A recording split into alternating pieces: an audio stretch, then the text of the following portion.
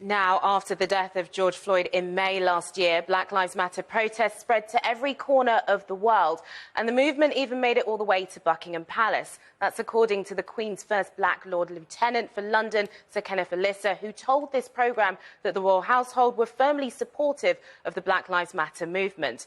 Sir Kenneth was ranked Britain's most powerful black person in the 2016 Power List, documenting this country's black elite.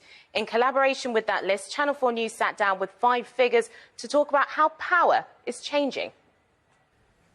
In Britain, the face of power and who has it is changing. It's the rise of a group of people that have influential power in their time, in their fields, that affect change.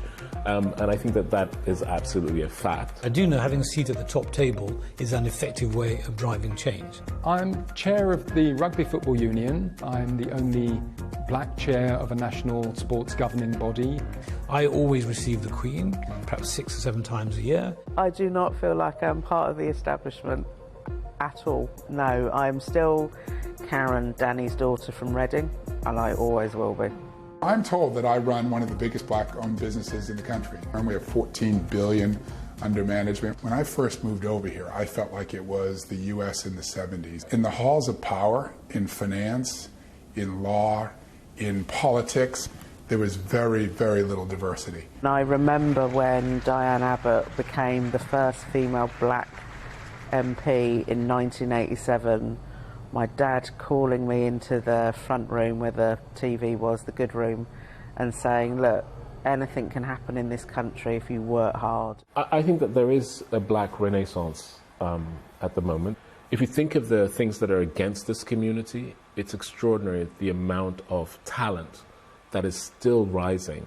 But I think it is untapped. I think the potential is enormous, but it needs to grow, it needs to be trained, it needs to get capital, it needs to be able to flourish. I gravitated towards institutions, black institutions, brown institutions, that were very interested in being part of the built fabric of Britain. I designed the Stephen Lawrence Centre, the Cherry Gross Memorial, the Bernie Grant Centre, and the Rivington Place Arts Centre. I was very touched by Stephen Lawrence's story because that could have been me. A black man was murdered horrifically. He wanted to be an architect. Mother of 6, Cherry Gross, was left paralysed from the waist down after she was shot by police. She was maimed, she was disabled, and later died. And it took many years for the police to really admit to this extraordinary, grotesque misjustice on this family. Something that is a theme in all the work when I'm dealing with black space is that it's more than just a building, it's also a memorial.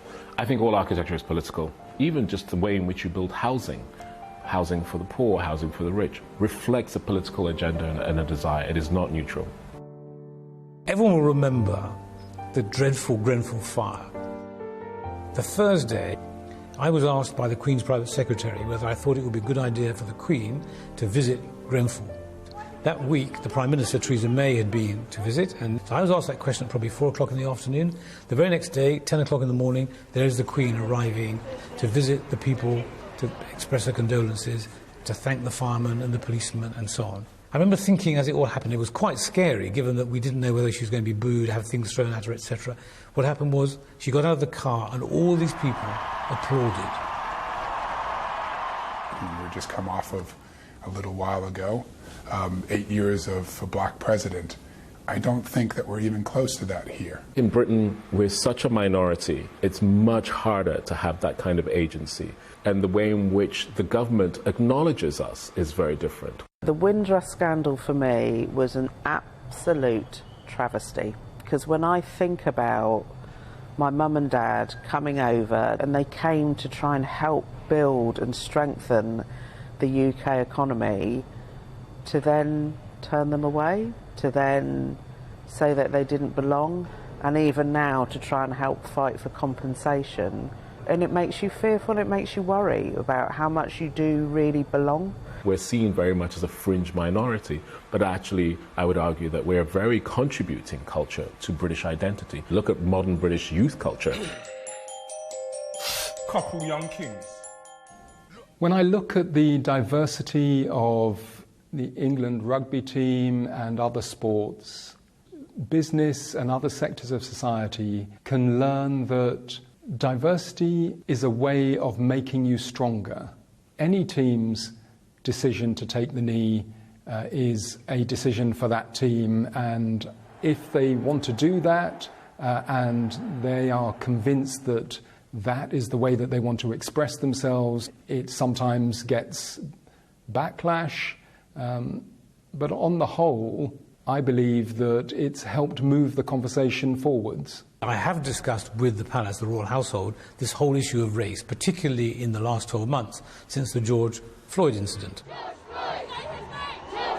And the hard facts are the hard facts, whether you look at, employment, whether you look at healthcare, whether you look at economic empowerment, whether you look at education. Black people in this country, unfortunately, there is a gap. Do you think that the palace would support BLM, the principle? Well, the answer is easily yes. What more can we do, royal family, to bind society in this country to remove these barriers? But people that want to tear down the system, I don't have any time for. I think the Edward Colston Memorial, one of many memorials that are very questionable in this country. I'm very clearly on a very clear side that actually sort of erasure history is really not acceptable. The idea that you write only the side of history that you prefer. This is a country which has taught a hermetic history and a monoculture, which actually I think is not necessarily, quite accurate. It's really a hybrid culture of many civilizations and groups that have made this idea, this island, Britain. And I think Black Britain is part of that story. I see black talent every day. I see excellence every day. My mother worked really hard. She was a jobbing shorthand typist and semi-bookkeeper, and she just about scraped enough money together to keep us going. I hope I demonstrate the fact that you can go as high as it's possible to go in this country if you've got aspiration and luck. If I look at what things were like for me when in the 1970s, 1980s, compared to what it's like for my children today, compared to what it'll be like for their children, if you look at that long picture, every generation, every half generation, we move forward.